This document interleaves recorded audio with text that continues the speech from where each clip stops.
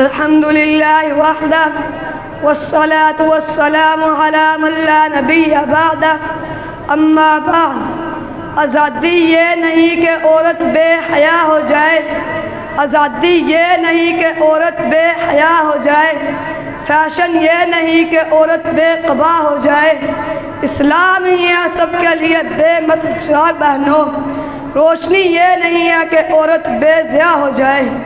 میرے محترم اساتذہ کرام اور میرے ہم مکتب ساتھیوں، السلام علیکم ورحمۃ اللہ وبرکاتہ۔ بٹ کے رہے گا ہندوستان، لے کر رہیں گے پاکستان۔ پاکستان کا مطلب کیا؟ لا الہ الا اللہ۔ اس نعرے پر غور کریں، یہی وہ نعرہ ہے جو آزادی سے پہلے ہر ایک زبان پر تھا، چاہے وہ بوڑھا تھا یا جوان، بڑا تھا یا بچہ، پڑھا لکھا تھا یا ان پڑھ، امام تھا یا مقتدی، دیہاتی تھا یا شہری، مزدور تھا یا تاجر، تندرست تھا یا بیمار۔ یہی وہ نعرہ ہے جس نے بوڑھوں کو جوان بنایا، یہی وہ نعرہ تھا جس نے بیمار کو تندرست بنایا۔ ہر ایک جوش و جذبہ اس شعر کی ترجمانی کر رہا تھا۔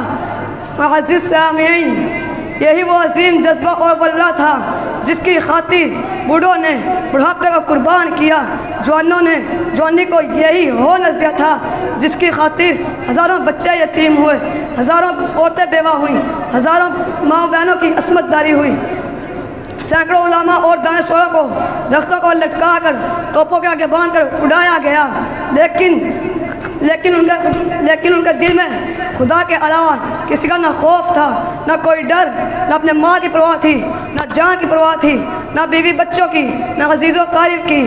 کسی نے کیا خوب کہا، اللہ سے ڈرنے والوں کو طاقت سے ڈرانا مشکل ہے، اللہ سے ڈرانے والوں کو طاقت سے ڈرانا مشکل ہے۔ جب خوف خدا دل میں ہو تو کیسو کسرا کچھ بھی نہیں، یہ عظمت باطل دھوکہ ہے، یہ سکتے کافر کچھ بھی نہیں، مٹی کے کھلونے ہیں یا سارے کفر کا لشکر کچھ بھی نہیں۔ لیکن جناب صدر، المیہ یہ ہے، آج ہم آزادی کے عظیم مقصد کو بھول بیٹھے۔